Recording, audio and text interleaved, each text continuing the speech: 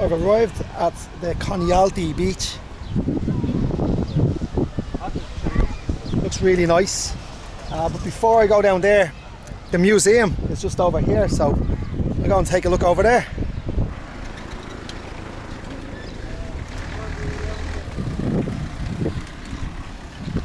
Here we go.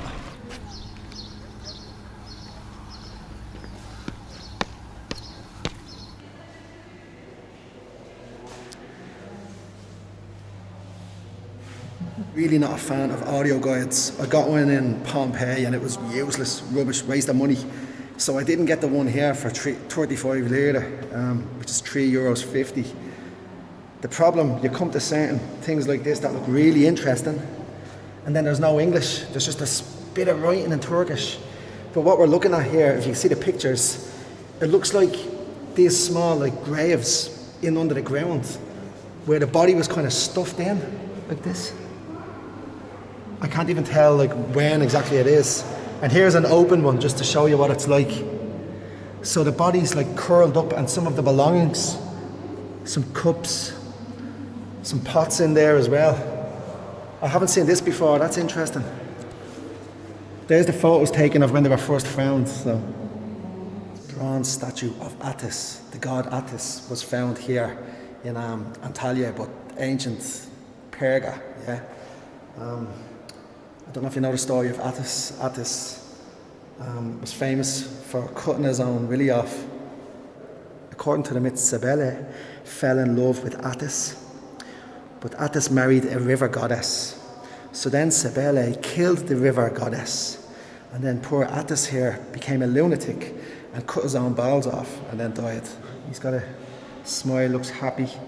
You see the little Mickey there? Probably wasn't too hard to chop that one off. But yeah, it's interesting. All of these statues and artifacts are from this area. The old city of Persia. Not Persia, Perga, or Perga, some people say. There's too much information to be reading up on everything. I'd need a couple of days here. It's a beautiful museum. What's that? Ah, Zeus. Yeah, I should have known it was Zeus. It's getting bigger and better as you move in. That's Hermes there. And then up the other end, you might recognise this guy.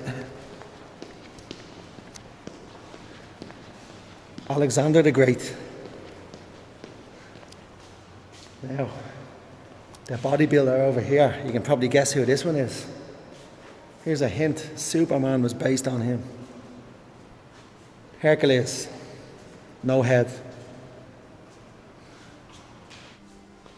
So now in the hall of the sarcophaguses, the word sarcophagus is linked with the ancient goddess Hecate, who they believed would come and eat the dead after they were buried. But then the term sarcophagus was later used to describe the coffin or the grave. The graveyard. So outside of the cities in ancient Greece, they had the necropolis where they buried the dead in these amazing coffins. And over here you have a lid off one of these coffins. It's huge. So that is just the lid, the designs.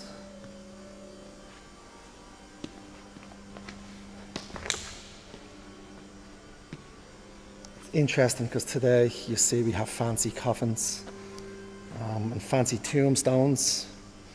It's very expensive now today. I'm sure it was expensive then. It's only the very important people who get these ones.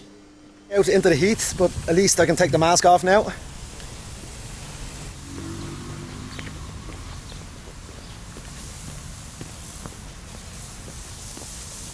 It's all pretty much the same thing, yeah? Yeah. Moving on. I can't give an explanation of everything that's here. All I can say is they are originally from this area, from Persia, Anatolia. Yeah, it's just old artifacts. Some Hebrew on that. not Jewish or anything, I just know Hebrew when I see it.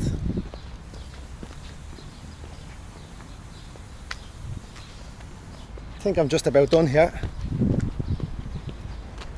This wasn't a day thing for me, this is just a little stop off as I see Antalya.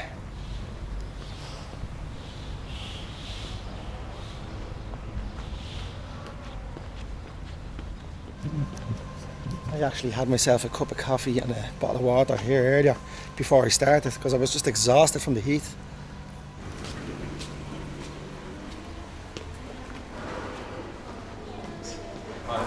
Bye, see you. Thanks a lot.